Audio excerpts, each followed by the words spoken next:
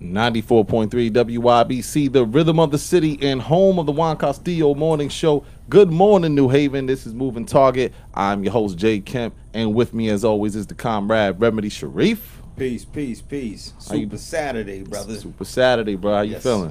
Man, we here. All right, no doubt.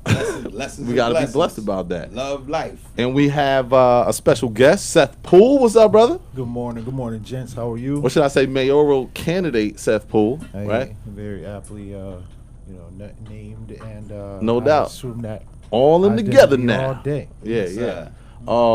And just to be clear, you are not on here for the purpose of talking about your campaign, but a different topic. I just want to make that clear to everyone. I hope everyone is having a really great day, especially when this is following some really terrible news, which we're going to get into today. There have been 3 mass shootings across the country, as many of you have known. Across 7 days, 34 people dead and dozens more wounded. I can't really stress enough, my condolences, and I know people say that it's easy to say that, just say, it's terrible, my condolences, but I'm sitting back just looking at my own family and the people I know, and just kind of walking around, whether it's in the store or wherever I am, and in my mind thinking it could happen right now. You know what I'm saying? Yeah. And it really comes down to this secondhand trauma, that I think everybody is indirectly or directly feeling. You know what I mean? Like, they might know, they might not know. But if you have thought in your mind, wow, that could happen right now, and kind of a little bit of a fear came in, that is secondhand trauma. And it gets worse and worse the more that we see these things occur. You know what I'm saying? Yeah. So I really cannot stress it enough. My condolences, and I'm sending love and prayers to all the families who were tragically torn apart by this tragedy. Yeah, man, truly tragic. And I've always said for a while, man, that living in the up north, Connecticut, I feel like we live in a false sense of security. You know what I mean? We had the situation in Newtown, but and that was truly sad enough. You know what I mean? But we don't see it on the level that some of these other big states and cities are seeing it. You know what I mean? To that degree, we don't see it like that. So you get kind of comfortable, like, yeah, it can happen, but it ain't gonna happen here. Yeah. But the reality is that it can absolutely happen. It can absolutely happen, man. Definitely can. And these are dark and troubling times in our country, and people really are lacking that sense of belonging, that sense of security, that sense that they're being that their safety is prioritized by the country, by states, by municipalities, and it's not the case. And it's crazy how it took this long to finally say white supremacy is a terrorist threat. You know what I mean? Right. Whereas we can COINTELPRO, and I want to actually read something for people who might not know. When you think about COINTELPRO, which is the counterintelligence program created by J. Edgar Hoover in response to Marcus Garvey, who did not do a mass shooting. The only thing Marcus Garvey did was be black and educated. And educate. And then educate. Yeah, and organize. And then do it with others. You know what I'm saying? Right. And then this counterintelligence program was carried out to so many other Black Panther movement, Stokely Carmichael, Angela Davis. All these people didn't do anything that we see now, and they were immediately put on the FBI list. And on top of that, the NRA was actually in support of gun regulations when it came to the Black Panthers talking about, we got Second Amendment right. Oh, man, we messed that up, huh? We forgot that one. The only time in history, you were saying. The only time in history that the NRA was actually in support of gun regulation is when black folk had them. And then eventually the prison industrial complex created, and now you have a lot of black people who have guns illegally, which is fine with them because now they could just get locked up. Very slick in how they did it. But I just want to talk about how serious this counterintelligence program was and is, because I know a lot of people say, that was back then. No, it exists today. And we're going to talk about a couple people who actually are on the FBI wanted list as BIE, Black Identity Extremists. You know what I'm saying? Which Trump coined. But I just want to read this, that it says here. This is a counterintelligence document. This is actual facts right here, and this is written right in here. It says the purpose of this new. Actually, let me. I should really put the view up on this. Some small letters. All right. So the purpose of this new counterintelligence endeavor is to expose, disrupt, misdirect, discredit, or otherwise neutralize the activities of black nationalists, hate-type membership and supporters, and to counter the propensity for violence and civil disorder. The activities of all such groups of intelligence interest to this Bureau must be followed on a continuous basis, so we will be in a position to promptly inspire action in instances where the circumstances are warranted. The pernicious background of such groups, their duplicity, and devious maneuvers must be exposed to public scrutiny. All right? I just want to go further. All right? When an opportunity is apparent to disrupt or neutralize black nationalist hate-type organizations through the corporation of established local news media contacts or through such contact with sources available to the seat of government, is every instance careful attention must be given to the proposal to discredit through the publicity and not merely publicize. Consideration should be given to techniques to preclude violence prone or rabble-rouser leaders of hate groups. So even if you're so if Stokely Carmichael, you talking you're inciting people to think for themselves and actually want to rebel. So you are now on the FBI wanted list. Didn't pull out no guns. And then this continued because even back with Elijah Wan Davis during the and again, you could look this up online for anybody who's listening. You could go on, look up COINTELPRO documents and read everything. But Elijah Wan Davis was the iconic moment where he put up the hands of hands up, don't shoot. That is what created him to be on the FBI wanted list. He put hands up, don't shoot, and was put on the FBI wanted list, along with the new Black Panthers who was helping him organize and facilitate protests. Peaceful protests, by the way. And then that's when Trump boldly came out and said that they were going against black identity extremists. Wow. So come on, man. And now y'all finally want to say white supremacy. But now we could go back in time and look at what white supremacists have done. And you know why they've always been protected, man? It's because they're the ones in office. They're the ones in office. They're part of the establishment, yo. So they never came out. Yeah. They were forced they were forced to say something right now. Yeah. All those little things Trump was saying was speaking notes. Like, right. All right, say this, say that. Can't look crazy. Putting up a thumbs up. You see that photo op with the baby? No.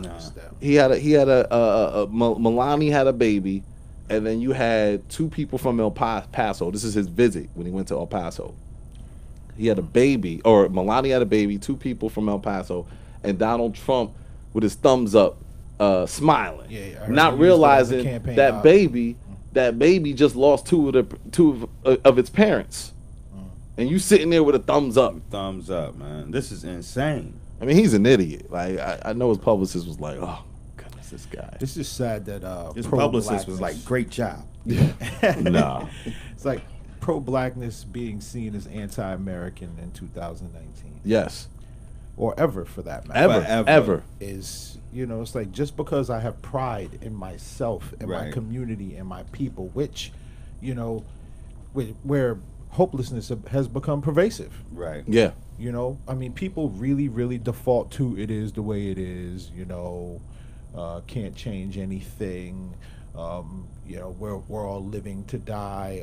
This very, very dark speech that we hear all too often in our communities.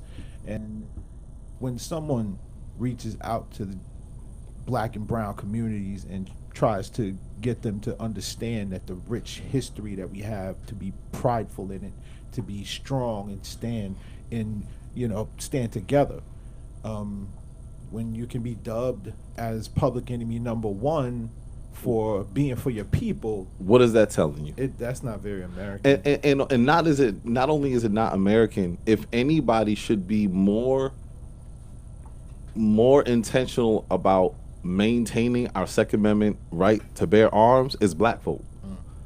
I mean, because again, we're the last ones they want to have arms. Right. You already armed. Your melanin is weaponized.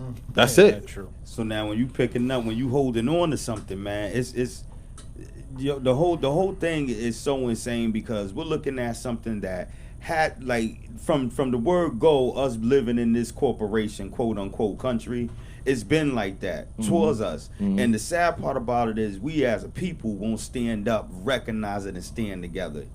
You know, we won't recognize it and really galvanize with each other, because it should be, they need to put all of us on the FBI wanted list, because we're going to continue to educate, we're going to continue to stimulate, and we're going to continue to activate. And we're going to go into more things that we feel could be potential ways to regulate, that other people have been arguing could be potential ways to regulate, and how that might look. We're talking about the domestic terrorism taking place in our country.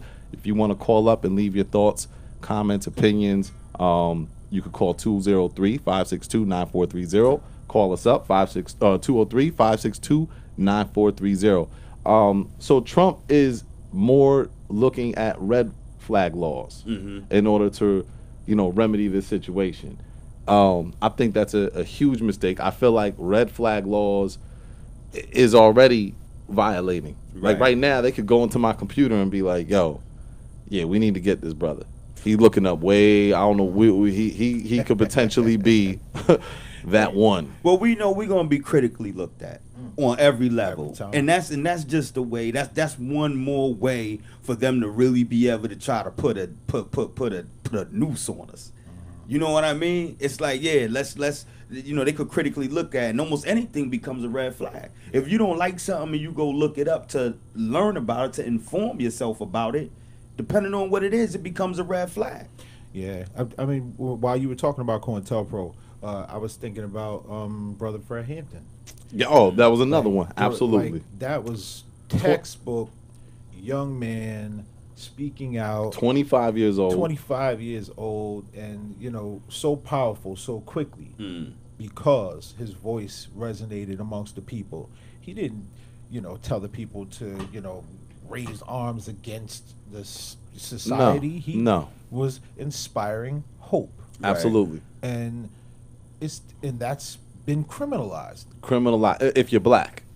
Because guess who's not on the FBI wanted list? Richard Spencer. Yeah, we're going to talk Richard Spencer, leader of the white nationalist group. If y'all look him up, he was one of the people after Trump was elected, talking about hail Trump, hail white America. Now listen, I'm not against nobody. Anything, don't hail nothing in front of me. Put your hand down, Jay. I know. I got my hand up like, hold up. Wait a minute. What the hell? You raise it a little bit more, you be on hail. Listen, man. If somebody took a photo right there, they'd be like, Jay Kemp is hail Hitlerin. Nationalist. But don't get me wrong. I'm not against being a nationalist, However, I'm not naive enough to think that the rhetoric that Richard Spencer and other constituents of his speak isn't somehow highlighting or somehow pushing this white supremacy mindset. You know what I'm saying? We know it is. If you listen to Richard Spencer, as intelligent as he is, as mild-mannered as he is, I'm not fooled by that, bruh. Like, we know the act you got to put on for this camera.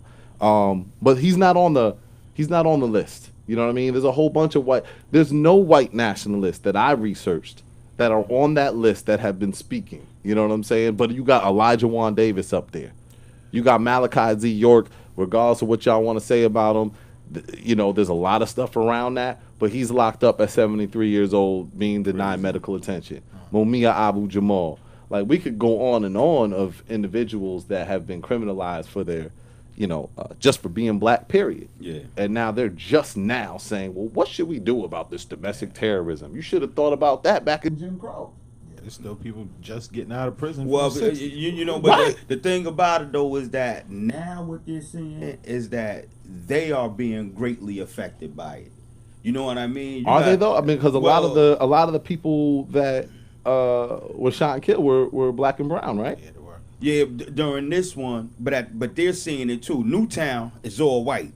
A lot of their kids got killed. Yeah. Some of these colleges, mostly, some of these colleges, been a lot of white kids, a lot of white people are dying too. Yeah. So they're like looking at it now. They don't care about us, but they gotta address it in some type of way now. Because the same thing with the opioids. Once they started being affected, we're gonna address it. It's just sad how President Trump reversed Obama's regulations on firearms and background checks. Now, what was it initially? Because I don't know for sure. Like, what was it initially? The one thing that I know, it was initiated so that people with mental health issues cannot access.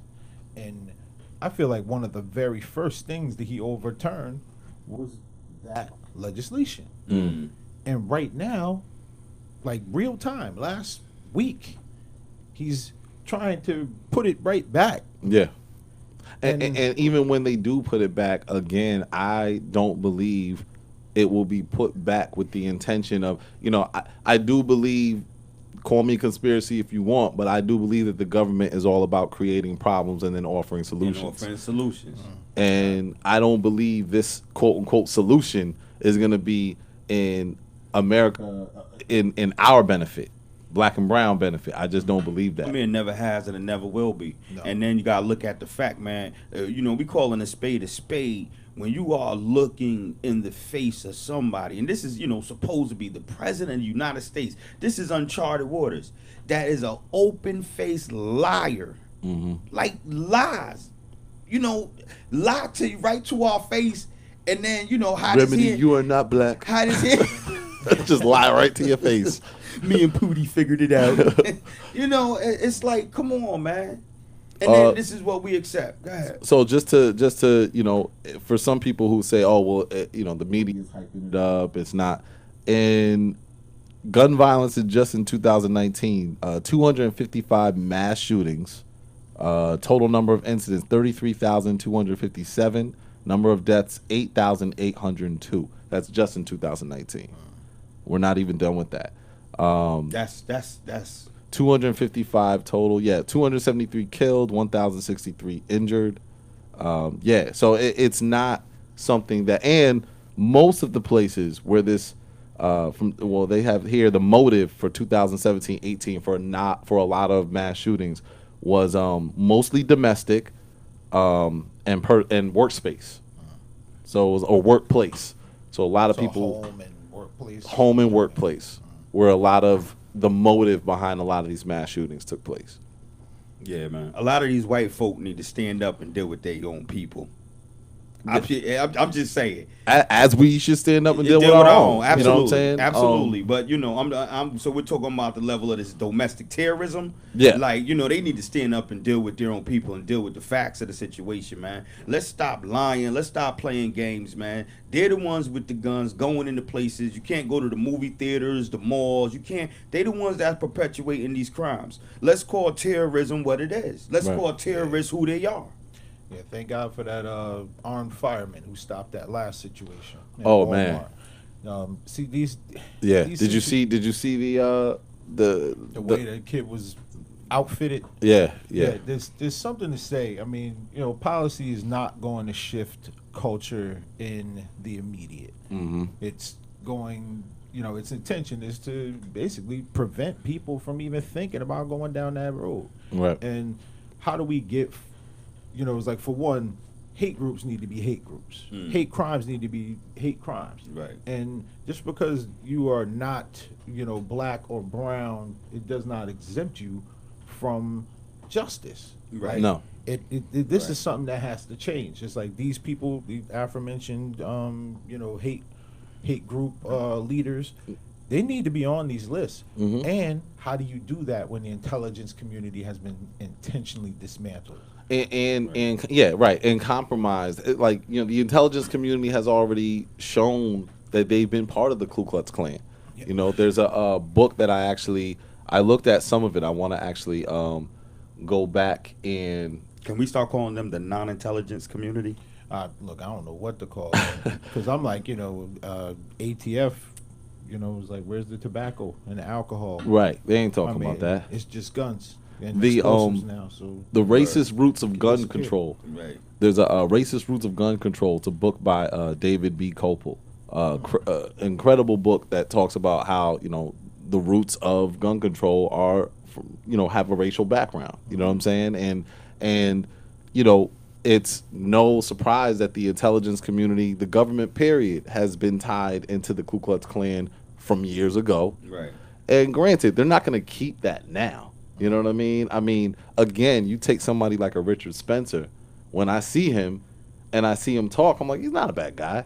Right. He's an all right guy. Like, I understand his views, and but that's off of face value, and you have to present yourself like that. You can't be the grumpy old white man in a Ku Klux Klan hoodie no more, like they used to do back in the 80s, right. boldly talking about, yeah, we're friends with presidents, and you can't do that no more. You know what I'm saying? Well, unless you're Mitch McConnell, you can do that. Right. There's That's this true. very overt white supremacy that stares us in the face every single week, and it's like operating against our best interest intentionally every day. And they have to rear their heads some time to let signal to their people we're still here, we're still in control. Right. And they do it. Yeah, So do me personally, I feel like whatever government begins to touch and try to regulate, this is just me personally, it's no longer ours. That's just what I feel. I feel like the government, Moynihan came with the report about the black family, and all of a sudden the government's like, interesting. Let's do something about that. But yet we found out, actually they had more control, and it became more of a division factor into the black family. Absolutely. So it's like, I've seen this in history, and I feel like the moment they try to put their hands on regulating our rights to bear arms, we won't have them. Because even if you take red flag laws, now Connecticut is a state that has a red flag law. You know what I mean? There's 17 issues. Like, I go see a therapist. So what does that mean?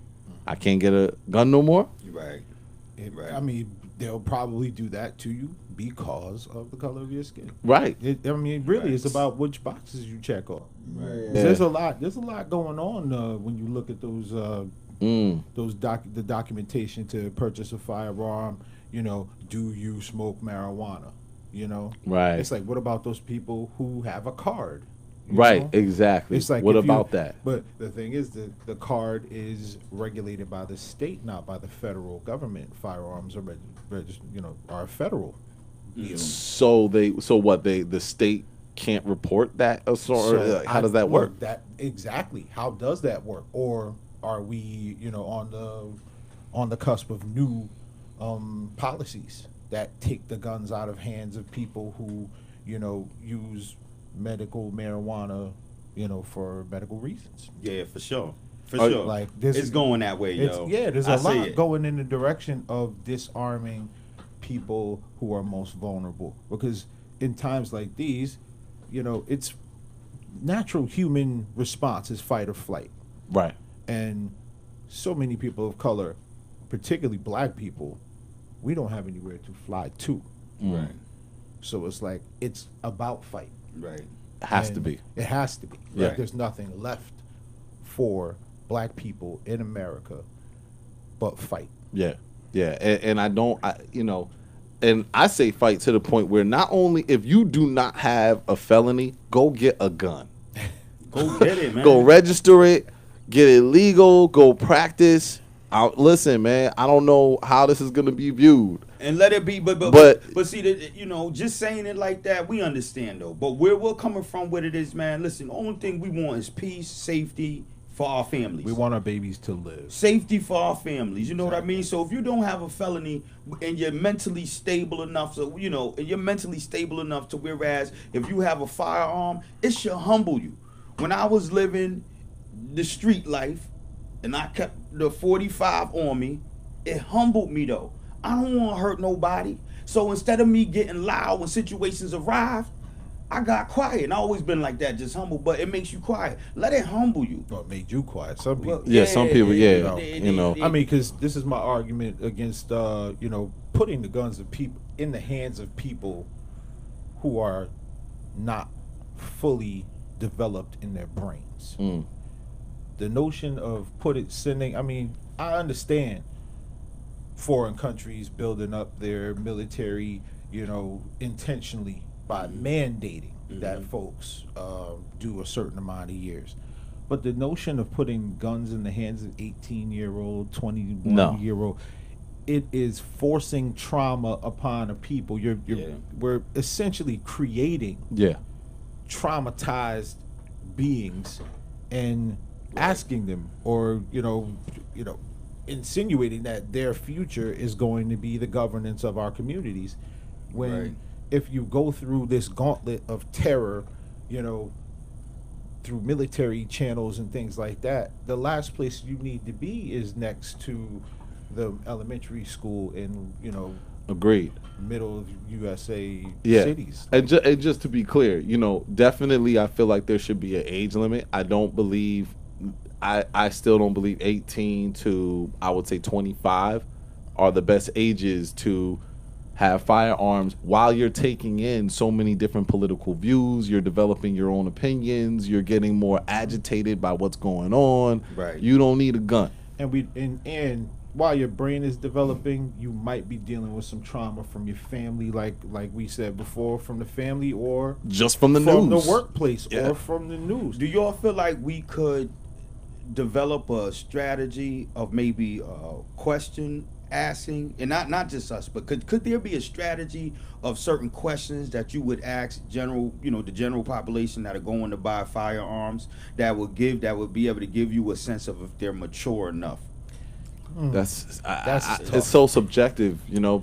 I mean, because there's so many variables that come into how people might not answer that in the best way at that time. You know what I mean? They might be nervous and answer it real quick, and that might not be enough for you. Where you might not even like how certain things on the application. I mean, I feel like that becomes too personal. That leaves it up to too much power for the individual to make the decision whether this person is capable or not. Right. You know, I don't know what measures they need to make to kind of find out if somebody is capable to have a gun. You know what I'm saying? I don't know. There should be, I mean, in addition to the licensure, there should be a little bit more of a stringent, nationally mandated training around firearms safety. I mean, you know, here in our state, we just, you know, you have to lock your firearm up in safe. Right. You know, it should be anyway. But now it is mandated as of October 1, 2019 here in the state of Connecticut that if your firearm is not properly secured, then you are in violation and can be charged accordingly. How about we mandate why don't you mandate and offer therapy to everyone?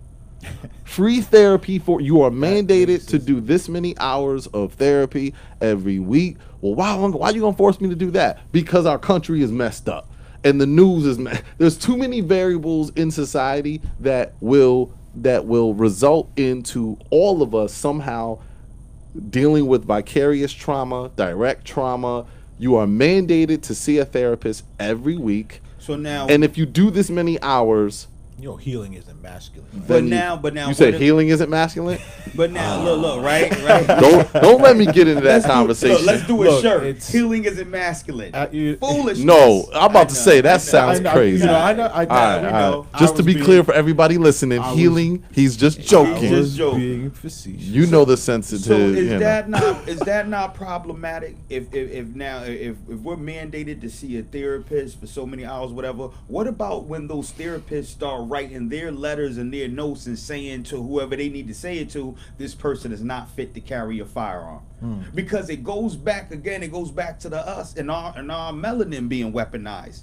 Well, I mean, if they did actually say, look, for us to regulate the mental health or to ensure that everybody is in a good state of mental health, and we mandate therapy every week, then why not the person be able to make the decision to say, okay, I want a black therapist? Now, where I could see happening is somehow, look, man, I don't put nothing past the government. Somehow they'll use that. But I do believe that that is one way. I mean, you got free health care in all these other places. Just give free therapy.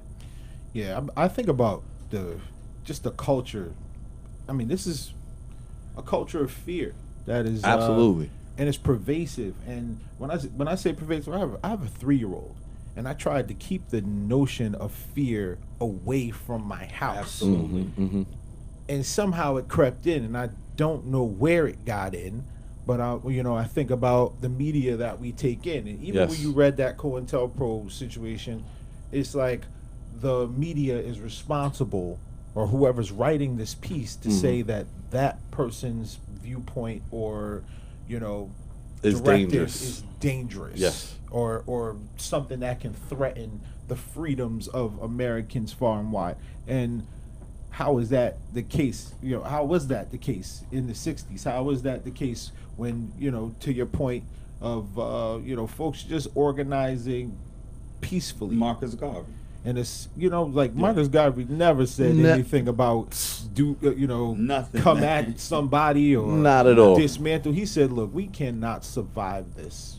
We need to have our own. Absolutely. And when you learn about the sabotage and the boats that were sold to them with the, all already torn up and destroyed, like this, it's just the history, and it's like it is this history that young people need to be taught. Absolutely. If I say Fred Hampton, you can't say you don't know who that is. No, man. Especially, you can't say you don't know who that is, and you can't say it doesn't connect to you right now. Right. Because it's all connected. All. Right. And the thing, and that's the thing. I just sat for a week with some of our elders and was talking about that disconnect between what happened before and what's happening now.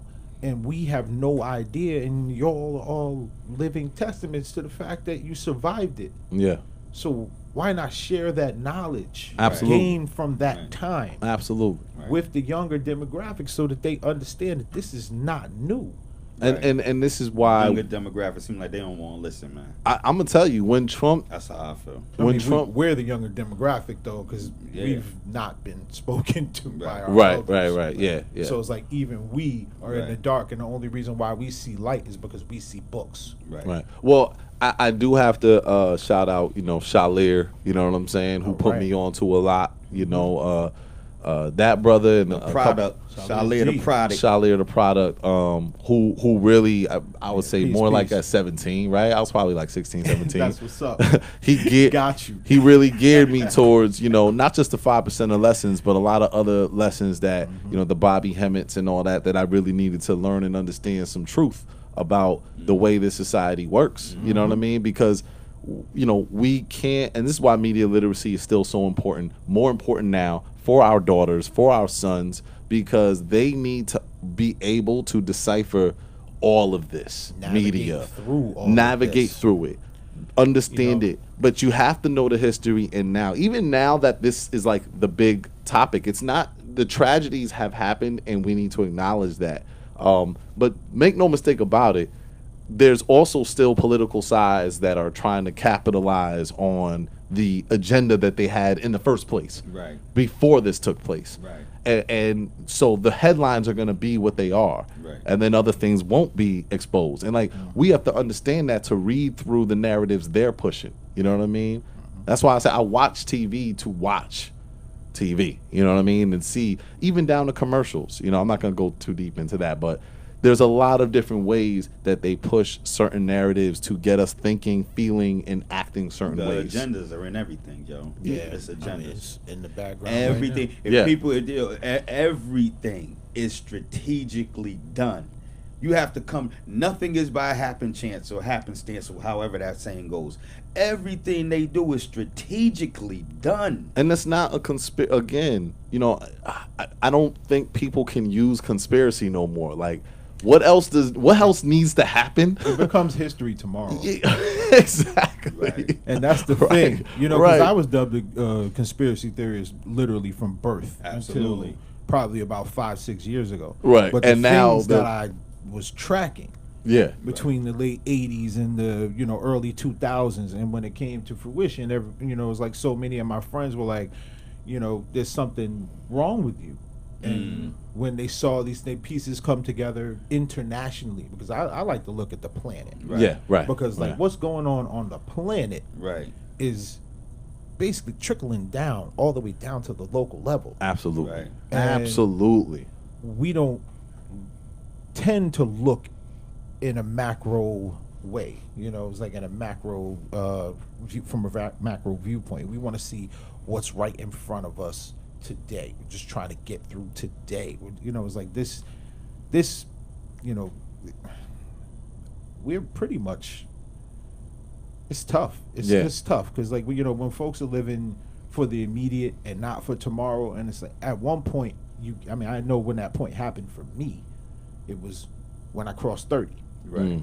You know, when you become 30 years old, because when you're younger, you look at 30 like, oh, that's old. You know, nobody makes it to 30, not people who look like me. Right. Right. Right. So it's like when that is your reality in your brain, but when you turn 35, you realize I'm going to be 60 one day as long as I take care of myself. Absolutely. You know, and it's when does the planning begin? Yes. To not only protect one's own family and oneself from the world and but the community. Sits, you know, it's like a lot of that comes with our situations of life and things we go through, because a lot of us are caught that living day-to-day mentality and not being able to plan for tomorrow. That's because for a lot of people, getting through that day is so hard and so traumatizing. That's all you got to do, right? It's let's get through the day. To that point, if they're planning against your very existence. Exactly. Right.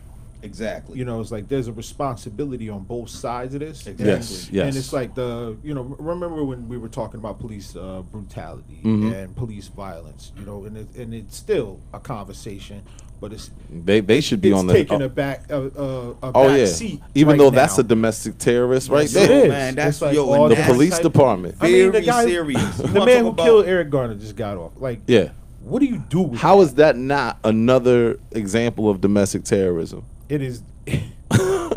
That is the full example in the United States of America. If you are a trusted police officer and you can take life at will, is what we've been with no real consequences. No real consequences and no real threat. No imminent threat to your life and liberty at all. Right. A man running away, you shot him in the back. Yeah, that's not a domestic terrorist? But we're also raising this Grand Theft Auto generation. I'm not doing that. I'm What do you not mean going do? I'm not putting it on the games. No. You're not going to say that what you saw that young man do over on Dixwell, the Hamden cop, wasn't a scene from Grand Theft Auto down to where he placed his car in, like, all his training went out the window. But I don't believe that Grand Theft Auto. I think going to video games. No, like Man, that scenario looked like a video game. But it did. But I don't believe that it was like, I like this game is like it's in my subconscious, and I couldn't help but get out the car and do what Grand Theft Auto does. Like I can't put games as a reason at all, and they're trying to do that even on the news now. They're trying to push that. It's part of the media. I see it. That's driving how we live. I see it as some type. I see it as some type of psychological, man, as a subconscious, man. I really do see it as that,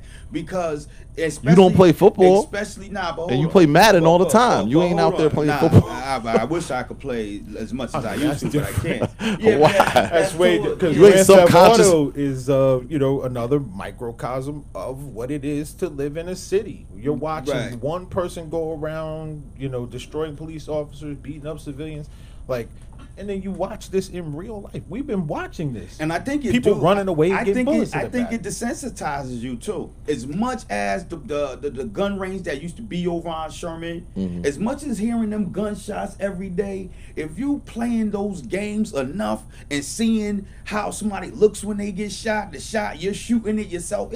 I do subconsciously. I think it desensitizes you to a certain degree. Look, my freshman year at Trinity College, I was. First 2 weeks of class, everybody just got to campus, and we're all standing there. It's 300 people, like outside of the cafeteria, if you will. A truck drives by, backfires. Everybody hits the ground except for me. And I looked at those people and was like, "What's wrong with y'all? You don't know the difference between a backfire and a firearm." Absolutely. But it's like, who's messed up here? Yeah. Right. You know, it took me Right. another 10, 15 years to realize that you were the one who was messed up. Yeah. Yeah. Man. Because Yeah. you grew up in a city where gunfire That was is yeah. a Regular. normal occurrence. Yeah. So Right. it's like, you know the difference between the M80 and an Right. M60. Right. Better yet, and You those sit are there and that's standing street fireworks. Oh, that was a quarter stick. You know what I'm saying? It's like when you're, Yeah. So we are unfortunately out of time. It goes by that quick. But one thing that I do want to just address, there is no easy solution to all of this, but we do need to not be so quick to allow government to regulate our Second Amendment right, because it's never really been a good turnout when government gets some type of control. And that's just my personal opinion. So, we still have to work through all this. But more importantly, the trauma that everyone here has experienced just by being black alone, but let alone the news and the headlines that we're constantly taking in, the vicarious trauma we're dealing with. I encourage everyone to find a way to take care of yourself. And I don't mean go shopping. I don't mean even going on vacation and just getting drunk and partying, because that's really not giving yourself rest. Wake you know what up. I mean? Really take care of yourself and be sure that you're doing your due diligence to find that peace within yourself, so you're not so bombarded by all these things. You know what I mean? And just check in with yourself and just make sure that you're okay. And all go right? back to each one, teach one, please. No breathe doubt. on purpose, people. Yes. Breathe on purpose. So, Seth Poole, thank you for joining us again, bruh. Thank you for having me. All right, this is Appreciate Moving it. Target Radio. Make sure you tune in to Electric Drum coming up next with Yusef Shaw, 94.3 WYBC. Peace.